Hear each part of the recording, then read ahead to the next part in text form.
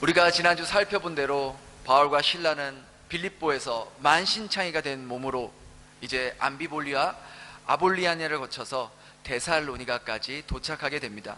빌립보에서 무려 데살로니가까지는 무려 160km나 떨어진 아주 먼 거리입니다.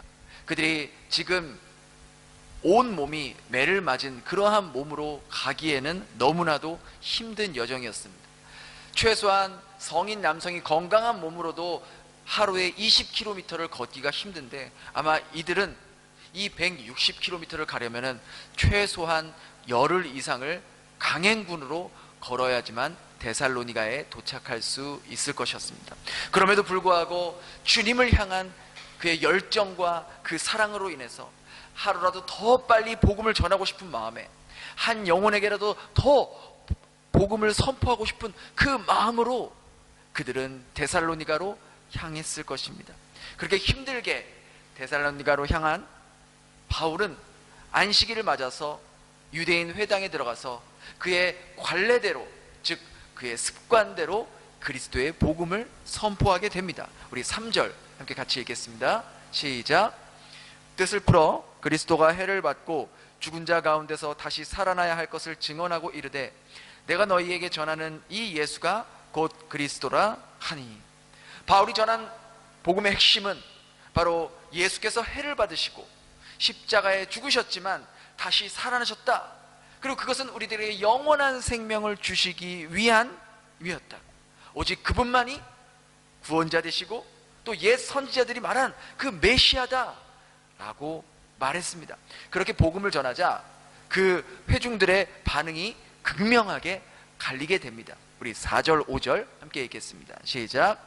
그 중에 어떤 사람 곧 경건한 헬라인의 큰 무리와 적지 않은 귀부인도 권함을 받고 바울과 실라를 따르나 유대인들은 시기하여 저자의 어떤 불량한 사람들을 데리고 떼를 지어 성을 소동하게 하여.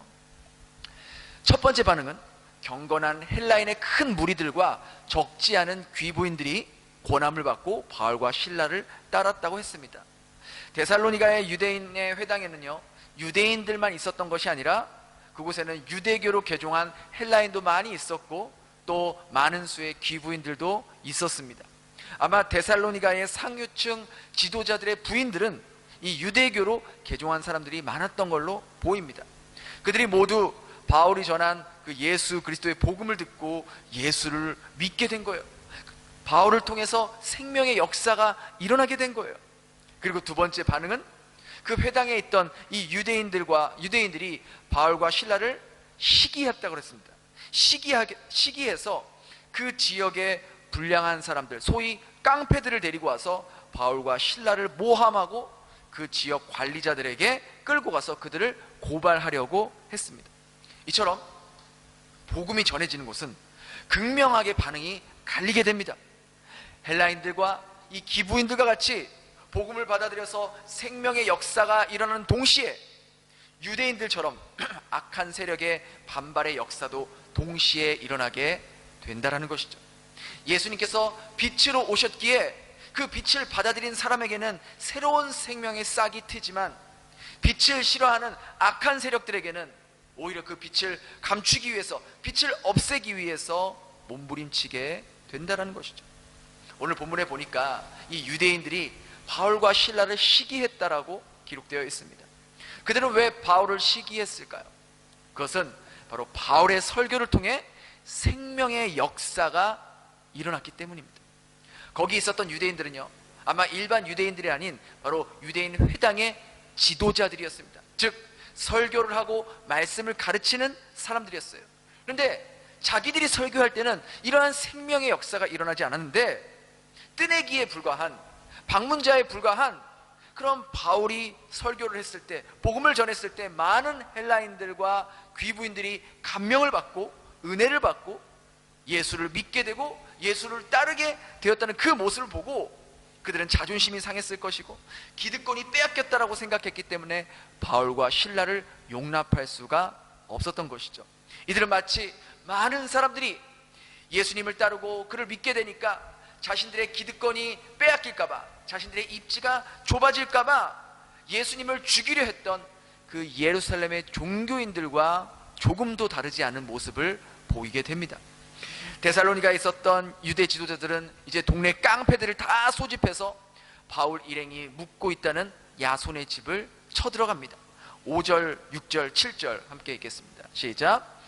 야손의 집에 침입하여 그들을 백성에게 끌어내려고 찾았으나 발견하지 못하매 야손과 및 형제들을 끌고 읍장들 앞에 가서 소리질러 이르되 천하를 어지럽게 하던 이 사람들이 여기도 이름에 야손이 그들을 맞아 들였도다. 이들이 바울 일행을 잡기 위해서 야손의 집을 덮쳤지만 마침 그 자리에는 바울 일행이 없었습니다.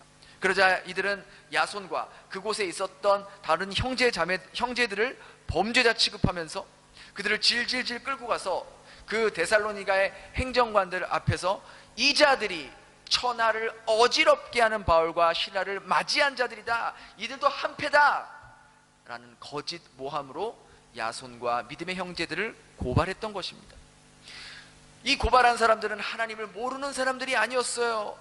하나님을 누구보다 잘 믿고 있다고 생각했고 하나님 말씀을 누구보다 잘 따르고 있다라고 자부했던 유대인들이었습니다. 유대 지도자들이었습니다. 그러나 그들은 자신들에게는 나타나지 않은 이런 생명의 역사가 바울과 실라를 통해 일어나는 것들은 많은 사람들이 예수님을 믿는다고 하니까 눈이 돌아가는 거예요. 열이 받는 거예요. 그것이 하나님의 역사라는 것을 보지 못한 채 자신들의 세력이 빼앗길까봐, 자신들의 입지가 좁아질까봐 하나님의 도구였던 바울과 실라를 해치려는 사탄의 도구로 전락하고 말았던 것입니다. 이와 같은 유대인들의 모습은요, 오늘날 교회 안에도 얼마든지 존재할 수 있어요. 저와 여러분이 예수님을 믿는 그리스도인이라고 하지만 우리가 다른 사람을 시기할 때 얼마든지 우리 역시 사탄의 도구로 전락할 수 있다는 겁니다. 누군가를 시기하게 되면 그 사람을 통해서 일어나는 하나님의 역사를 보지 못하고 어떻게 해서든 그 사람을 흠집내고 깎아내리려고 한다는 것이죠. 교회 안에서도 우리가 함께 섬길 때에 내가 했을 때는 별로 아무런 반응이 없는데 다른 사람이 하니까 막 사람들이 좋아하고 좋은 결과들이 일어날 때 그것을 함께 기뻐하고 격려해주고 축하해주고 그러지는 못하고 그걸 갖고 시기하고 열등감을 갖고 그 사람의 단점만 찾아내려고 깎아내려고 하는 그런 마음이 내 안에 있지는 않는지 우리는 돌아볼 수 있어야 한다는 것이죠. 주님을 진정으로 사랑하는 그리스도인이라면 다른 사람에게 돌려야 할 존경과 칭찬을 진심으로 해줄 수 있어야 합니다. 생명의 역사가 일어날 때 함께 기뻐해 줄 수 있고 함께 축하해 줄 수 있어야 돼요. 여러분, 교회 공동체를 가장 쉽게 무너뜨릴 수 있는 게 바로 이 시기입니다. 시기.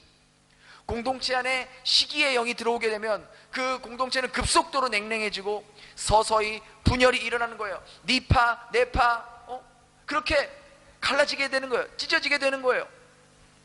혹시라도 이 말을 듣는 여러분들은 제 말을 듣고 있을 때 다른 사람이 떠올랐습니까? 다른 집사님이 떠올랐습니까? 아닙니다. 바로 내 안에, 여러분 안에 그런 시기의 영이 있진 않는지 돌아볼 수 있어야 합니다. 나보다 잘하는 사람을 발견하면 그 사람을 세워줄 줄 알고 함께 기뻐해주고 더 잘할 수 있도록 권면해주고 그 사람이 더욱더 하나님의 도구로 쓰임받을 수 있도록 우리가 기도로 뒤에서 도와줘야 된다는 거예요. 그것이 바로 생명의 역사가 꽃피어지는 사랑의 공동체가 된다는 것이죠. 그런가 하면 이렇게 바울과 실라를 시기하고 질투했던 유대인들과는 달리 그들을 진심으로 맞이해 주었던 인물인데 그가 바로 오늘 본문에 나온 야손이라는 사람입니다. 유대인들이 야손의 집을 덮쳤다는 것은요, 야손이 바울과 실라를 자기 집으로 맞아들였다는 것을 의미하죠. 여러분 생각해 보세요. 바울 일행은요, 데살로니가를 처음 방문합니다. 그곳에 아는 사람이 일절 아무도 없었습니다. 그런데 어떻게 이 야손이라는 사람을 처음 본 바울 일행을 자기 집으로 맞이할 수가 있었을까요? 아마도 바울이 전한 그 복음을 듣고 야손은 크게 감명을 받았을 것이고 예수 그리스도를 그 자리에서 영접하게 되었을 것입니다. 그리고 그때부터 야손은 바울 일행을 자기의 집으로 맞이해서 그들을 섬기게 되었을 것입니다. 마치 빌립보에서 루디아의 집에, 루디아가 강권에서 자기 집에 머물게 했던 것처럼 이 데살로니가 지역에서도 야손을 통해서 그들이 섬김을 받게 되었을 것입니다. 본문에서는 이 야손이라는 이름 외에는 그 어떤 것도 기록되어 있지 않습니다. 그의 나이, 그의 출신, 그의 직업, 그의 배경, 그 어떤 것도 기록되어 있지 않습니다. 왜 그런지 아십니까? 그런 것은 중요하지 않기 때문입니다.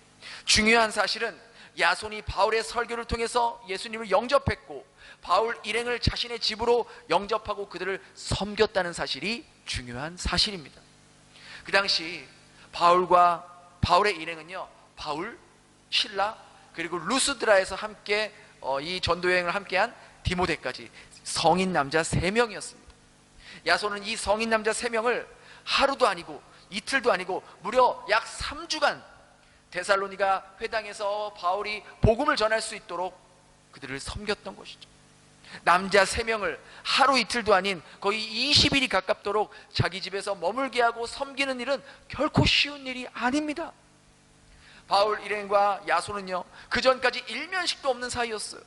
그런 그들을 위해 야손은 자신의 집을 기꺼이 내어주고 그뿐만 아니라 식사와 필요한 모든 것들을 제공해 주었다는 것이죠. 똑같은 그리스도의 복음을 듣고도 한쪽은 그들을 시기하고 질투해서 모함해서 그들을 해치려 했는데, 또 다른 한편은 그 복음을 듣고 그 일행들을 자신의 손님으로 맞이하고 최선을 다해 그들을 섬겼다는 것이죠. 여러분 생각해 보세요. 여러분의 부모님이나 혹은 형제들이 한국에서 이제 베트남 여행 온다고 여러분 집에 머물렀어요. 근데 그게 하루 이틀이 아니고 2주 되고 3주 되고 한 달이 된다고 생각해 보세요. 그거 결코 쉬운 일이 아닙니다. 가족도 며칠 동안 지내는데 쉽지가 않습니다. 여러분 한국 갈 때 한국에 있는 엄마 아빠들과 가족들과 싸웁니까? 안 싸웁니까? 여러 가지 일들로, 사소한 것들로 말다툼하고 그러잖아요. 그런데 그렇게 가족과도 며칠씩 보내는 게 쉽지 않은데 일면식도 없는 그런 성인 남자 3명에게 자기 집을 제공해주고 먹을 것과 필요한 것을 20일 이상을 제공해줬다는 것은 결코 쉬운 일이 아니었다는 것입니다. 그럼 야손은 어떻게 그렇게 바울 일행을 극진히 섬기고 최선을 다해 그들을 도울 수 있었을까요? 그것은 바로 바울이 전한 복음의 내용 안에 그 비밀이 숨겨져 있습니다. 그 복음의 내용 안에는 그리스도께서 해를 받으셨다는 것, 즉 그 해가 무엇입니까? 십자가에서 죽으신 것이 바로 나를 위해 죽으신 것으로 믿겨졌고, 주님께서 해를 받으신 것이 바로 나를 살리기 위해 주님이 해를 받으셨다는 그 사실이 믿어졌기 때문에, 그래서 야손은 예수님께서 나를 위해 해를 받으셨던 것처럼 나 역시 주님을 위해 해를 받는 일이 있다면 기꺼이 감수하겠다는 마음으로 바울과 일행들을 기쁨으로 맞이할 수 있었던 겁니다. 그렇지 않고서야 어떻게 낯선 성인 남자들을 자신의 집에 3주 동안 모시며 섬길 수가 있겠습니까? 결코 적지 않은 비용이 들었을 것입니다. 하루에 남자 3명 자기 식구들까지 하루 2끼만 먹는다 쳐도 그게 몇 끼입니까? 20일이면 40끼입니다. 결코 적지 않은 비용이 들었을 겁니다. 그러나 바울은 이렇게 야손의 섬김과 이러한 헌신에 늘 항상 고마움을 가지고 있었고, 야손이 자신의 동역자라는 것을 늘 항상 자부심을 가지고 자랑스럽게 여겼던 겁니다. 그래서 로마서 16장 21절에 그의 동역자들을 쭉 나열하는데도 바로 이 야손이 빠지지 않았던 겁니다. 우리 로마서 16장 21절 같이 읽겠습니다. 시작. 나의 동역자 디모데와 나의 친척 누기오와 야손과 소시바다도 너희에게 문안하느니라. 여기서 나의 친척이라는 것은 바로 나의 동족, 나의 민족이라는 것을 의미합니다. 바울은 이처럼 야손의 이름을 직접 언급하면서 그의 수고와 헌신의 고마움을 표현했던 것이죠. 또한 데살로니가 교회를 향해서도 바로 이러한 그들의 섬김과 수고를 통해서 새로운 생명의 역사가 일어남에 하나님께 감사하다는 글을 적었습니다. 데살로니가전서 1장 2절 3절 같이 읽겠습니다. 시작. 우리가 너희 모두로 말미암아 항상 하나님께 감사하며 기도할 때에 너희를 기억함은 너희의 믿음의 역사와 사랑의 수고와 우리 주 예수 그리스도에 대한 소망의 인내를 우리 하나님 아버지 앞에서 끊임없이 기억함이니.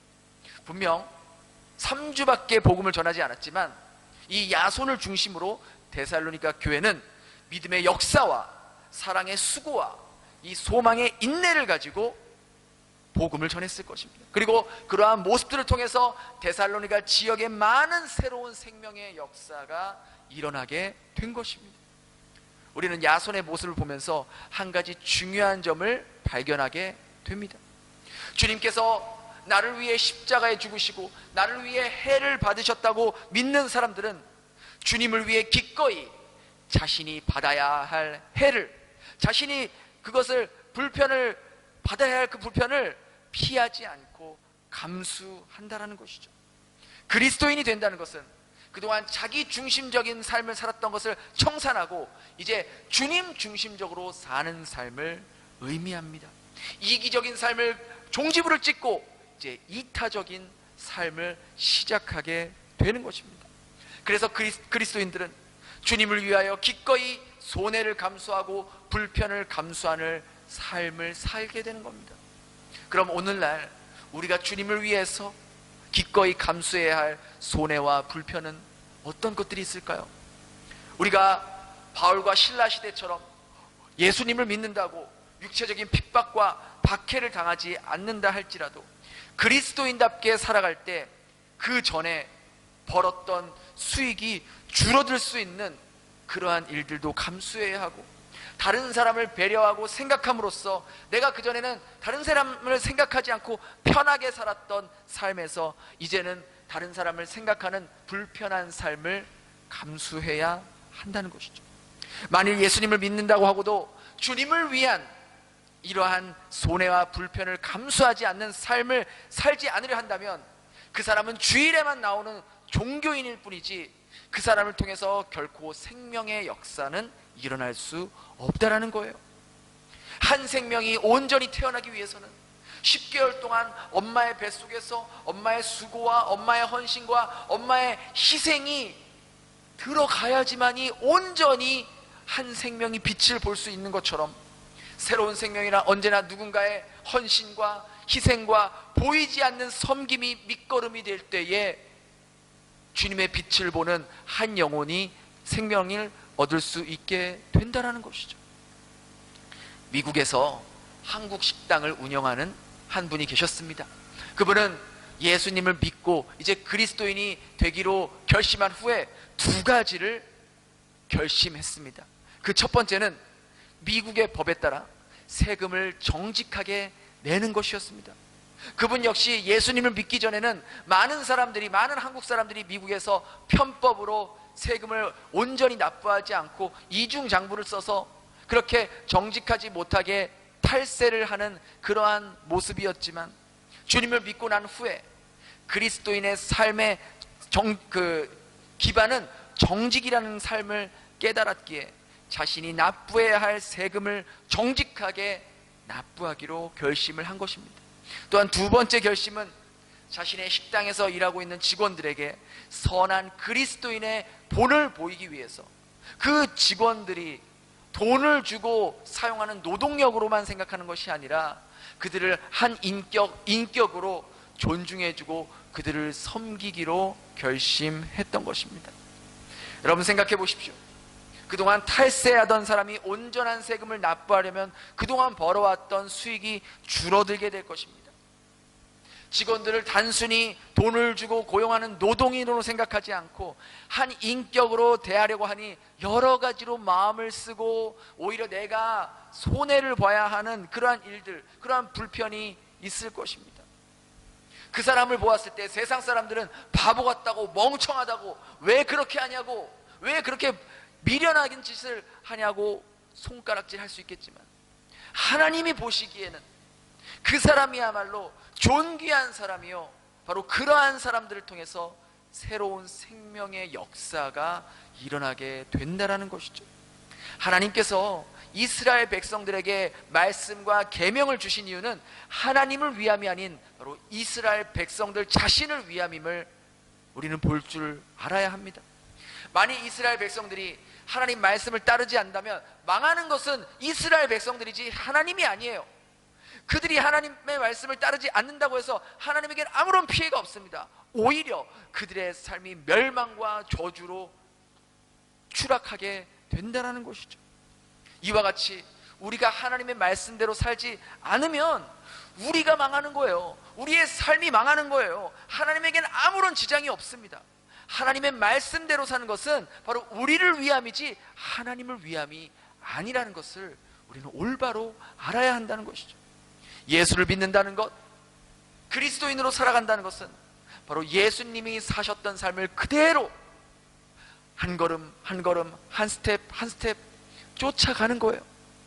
예수님은 언제나 하나님을 위해 말씀을 따라 자발적인 손해와 불편을 감수하셨습니다. 귀신 들려 일평생 고생하면서 자신의 몸을 해쳤던 그 한 영혼을 살리기 위해 강을 건너고 산을 넘어 그 한 사람을 살리셨고, 인생의 회의감을 가지고 공허한 마음으로 살았던 삭개오의 영혼을 구원하기 위해서 다들 욕하고 다들 범죄자라고 말하는 그 삭개오의 집에 들어가서 예수님이 오해받고 수군거림을 당할 걸 알면서도 예수님은 그 손해와 불편을 감수하며 삭개오의 집을 들어갔던 겁니다. 그 당시 모두가 피하고 싶어 했던 나병 환자들을 그들의 몸을 직접 터치하면서 그들의 몸에 손을 얹으면서 그들의 육체의 질병만 회복시킨 것이 아니라 그들이 그동안 사람들에게 받아온 그 마음의 상처, 자신을 벌레처럼 여기고 자신을 마치 저주받은 몸으로 여겼던 그 사람들의 시선으로 인한 그 마음의 상처까지 회복시켜 주시기 위해 예수님은 그런 손해와 불편을 마다하지 않고 그들을 회복시켜 주셨습니다. 그 무엇보다 예수님은 저와 여러분을 위해 자발적인 해를 당하시고 십자가를 피하지 않으시고 그 십자가에 짊어지고 골고다 언덕에 오르시면서 주님의 목숨과 우리의 목숨을 맞바꾸시는 그러한 해를 당하셨다는 것이죠. 오늘 이 자리에 나온 여러분은 어떤 모습으로 살아가고 계십니까? 나의 시기심과 편협함으로 인해서 가정에서, 일터에서 분열을 조장하고 갈등을 일으키며 공동체의 하나됨을 깨트리고 있는 그 일의 중심에 서고 있지는 않습니까? 특별히 교회 안에서 서로 섬기는 가운데 갈등을 일으키는 주 장본인이 나이지 않습니까? 특별히 여러분의 입술을 조심하시기 바랍니다. 여러분이 누군가에 대해서 이러쿵 저러쿵 말하기 전에 최소한 3번 이상 하나님께 기도하신 후에 그때에도 계속해서 말해야 되겠다는 그런 마음이 든다면 최대한 정중하게, 최대한 겸손하게 그 사람에게 이야기할 수 있길 바랍니다. 절대로 여러분들이 하나님께 기도하지 않고 정제되지 않은 언어로, 말투로, 마음으로 다른 사람에 대해서 이러쿵저러쿵 비난하거나 평가하지 않기를 바랍니다. 다시 한번 여러분에게 말씀드립니다. 일터에서나 가정에서나 교회에서나 여러분이 누군가에게, 상대방에게, 여러분 남편에게, 여러분 아내에게 혹은 다른 집사님에 대해 이야기하고 싶다면 최소한 하나님께 3번 이상 기도하신 후에 그때에도 그 마음이 지속된다면 여러분이 정중하게 말씀하시고, 만약 그러지 않다면 여러분의 입술에 파수꾼을 세울 수 있기를 바랍니다. 정말 그 사람이 주님 안에서 성장하고 정말 그 사람을 사랑하는 마음으로 말하지 않는다면 말하지 않는 것이 더 유익이 될 수 있습니다. 어떠한 경우에도 나의 편협함으로, 나의 선입견으로 다른 사람을 판단하거나 시기하거나 생명의 역사를 막아서는 본문의 어리석은 유대인의 모습이 되어서는 안 될 것입니다. 오늘 이 시간부터 교회만 왔다 갔다 하는 종교인으로 사는 것에 방점을 찍고 종지부를 찍고 본문의 야손과 같이, 바울과 같이 예수님께서 나를 위해 해를 당하시고 죽으셨던 것처럼 나 역시도 주님을 위해 하나님 나라를 위해 내 삶에서 손해와 불편을 감수할 수 있는 삶을 살 수 있기를 바랍니다. 오늘부터 우리 주님 앞에 더 정직한 삶을 삽시다. 우리 스스로는 알고 있습니다. 내가 어떤 부분에서 나와 하나님과의 관계에서 정직하지 못한 게 있는지 다른 사람은 몰라도 여러분 스스로와 하나님은 알고 계신다는 겁니다. 진정 내 삶을 통해 생명의 역사가 일어나기 원한다면 주님 앞에 지금보다 더 깨끗하고 정결한, 깨끗한, 정직한 그릇이 될 수 있기를 바랍니다. 불의한 재물을 얻기보다 하나님의 말씀대로 사는 삶을 선택할 수 있기를 바랍니다. 내가 가지고 있는 것으로 어떻게 하면 이 땅에서 내 재산을 더 증식하고 잘 불리고 그렇게 살아갈까? 그러한 고민보다 어떻게 하면 주님께 한 영혼이 돌아오는 그 일에, 어떻게 하면 하나님 나라가 더욱더 확장되는 그 일에, 어떻게 하면 하늘나라의 창고에 보물을 쌓는 그 일에 할 수 있을까? 고민하며 또 그 고민을 고민으로만 끝내지 말고 내가 할 수 있는 작은 것부터 실천할 수 있는 여러분의 삶이 될 수 있기를 바랍니다. 또한 여러분들과 함께 일하는 직원분들, 또 아파트 경비원분들, 또 집을 청소해 주시는 분들, 식당의 직원들, 매일매일 마주치는 그런 사람들을 단순한 노동자로 여기는 것이 아니라 한 인격으로 대해줄 수 있길 바랍니다. 그 사람들도요, 한 가정의 가장이고요, 그 사람들도 여러분들이 막대하고 있는 그 사람들도 한 가정의 귀한 자녀라는 것을, 무엇보다 그 사람들도 하나님의 형상대로 만들어진 소중한 한 사람 한 사람의 인격체라는 것을 우리가 기억하며 그 사람들을 대할 수 있길 바랍니다. 우리가 이렇게 예수님을 위해, 하나님 나라를 위해 자발적인 손해와 불편을 감수할 때 그 손해는 손해로만 끝나지 않고 그 불편은 불편으로만 끝나지 않을 것입니다. 그 손해와 불편은 생명의 씨앗이 되어서 우리의 삶을 통해 그 생명의 씨앗이 뿌려지게 되고, 그것은 주님 안에서 다시 한번 새로운 생명으로 잉태되게 될 것입니다. 그렇게 이번 한 주도 여러분의 삶을 통해서 생명의 씨앗들이 뿌려지게 되고, 그 생명의 씨앗들이 여러분의 삶을 통해서 새로운 모습으로, 새로운 생명으로 다시 승화될 수 있는 이번 한 주가 될 수 있기를 예수님 이름으로 축원합니다. 기도하겠습니다. 주님 감사합니다. 죽을 수밖에 없었던 저희들, 영원한 형벌을 받을 수밖에 없었던 저희들을 살리시기 위해 저희 대신 해를 받으시고 죽으셔야만 했던 주님의 은혜를 다시 한번 깊이 새겨봅니다. 저희들은 주님을 믿는다고 하면서도 주님을 따르는 삶보단 여전히 저희들의 욕심을 따라 사는 삶을 살지 않았는지 이 시간 돌아보게 하여 주시옵소서. 다른 사람을 시기하고 다른 사람들의 삶을 비교하며 질투하며 하나님이 내게 주신 것에 감사하지 못하며 살지는 않았는지 돌아보게 됩니다. 그리고 그렇게 어리석고 어리석은 삶의 모습을 오늘 이 시간 이후부터 마침표를 찍게 하여 주시옵소서. 우리가 주님께 받은 은혜와 사랑의 크기를 더 깊이 깨닫게 하여 주시고, 오늘 본문에 나온 야손과 같이, 바울과 같이 주님을 위해 해를 받고 불편을 감수하는 삶을 피하지 않게 하여 주시옵소서. 그리고 그동안 주님 앞에 정직하지 못했던 모습들이 있다면 이 시간 생각나게 하여 주시고 깨닫게 하여 주시고 다시 그 모습을 고칠 수 있도록 돌이킬 수 있는 은혜를 허락하여 주시옵소서.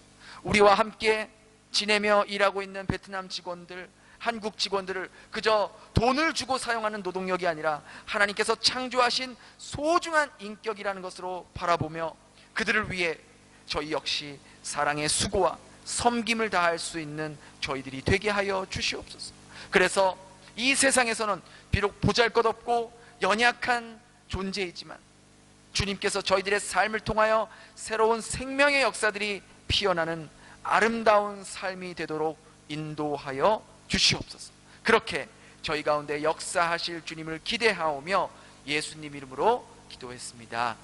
아멘.